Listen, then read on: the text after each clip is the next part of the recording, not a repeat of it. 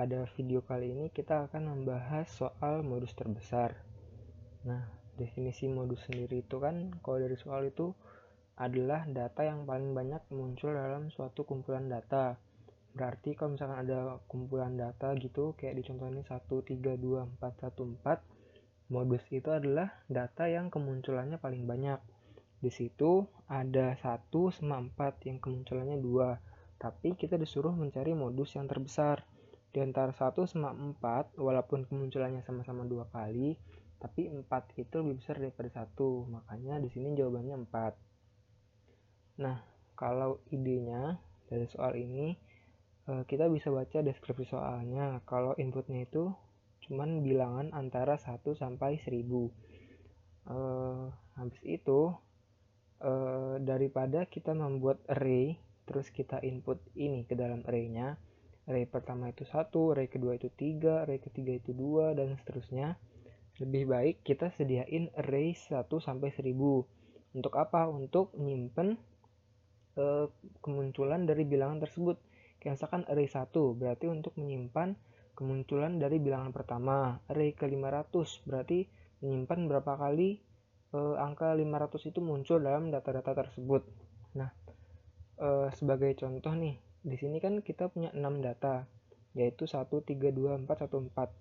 Nah, kita misalkan kita punya array indeksnya sampai 4, array 1, array indeks 1, array indeks 2, dan seterusnya sampai array indeks 4.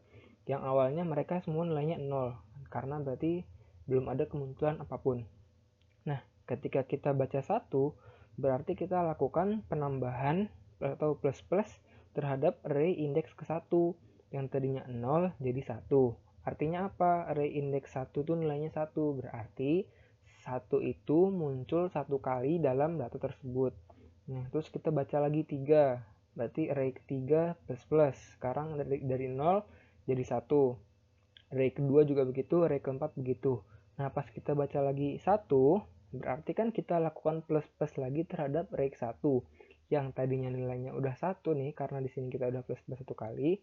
Terus kita baca 1 lagi, kita plus-plus lagi, berarti sekarang satunya ada 2, yang artinya array indeks ke 1 atau kemunculan 1 dalam data tersebut udah 2 kali. Nah, terus 4 kita tadinya udah 1, kita tambah lagi 1, sekarang jadi 2. Nah, operasi ini yang 6 kali ini kita lakukan itu yang sebanyak n kali ini. Setelah selesai itu masukin ke data buat menghitung berapa kali kemunculannya, baru kita loop dari 1 sampai 1000. Kenapa? Supaya kita bisa dapat kalau misalkan nanti ada kemunculan terbesar itu udah terurut, karena kita ngeceknya dari paling kecil, dari 1 sampai 1000. Kita cek tuh 1 kemunculannya berapa kali.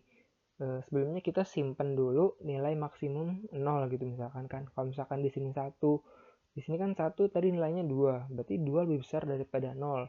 Sekarang nilai maksimumnya menjadi 2. Nah, terus habis itu ngecek 2 kan, karena kita mau ngecek 1, 2, 3, 4, 5, dan seterusnya.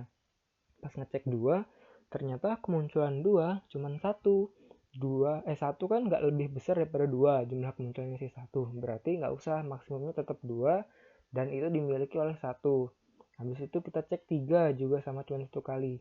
Pas 4, ternyata kemunculannya sama, yaitu 2 kali. Nah, makanya itu maksimumnya tetap 2, tapi indeks yang mau kita print kita ubah jadi 4, dan seterusnya terus kita cek sampai 1000.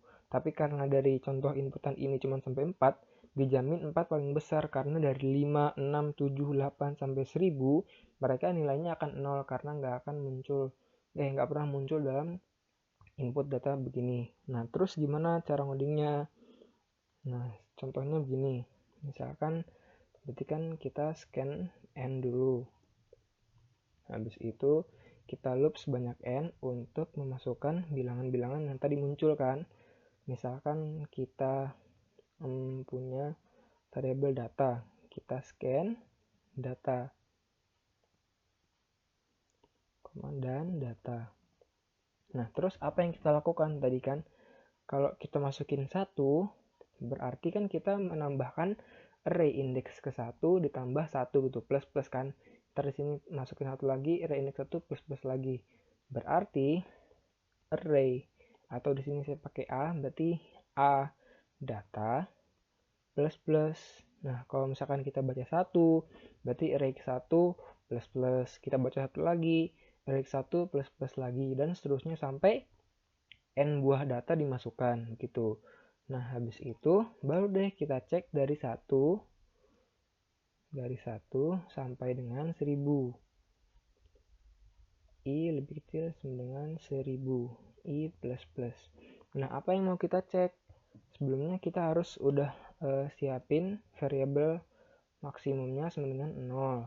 Dan misalkan kita mau bikin indeks yang kan kita menyimpan berapa kali kemunculannya itu di variabel mx.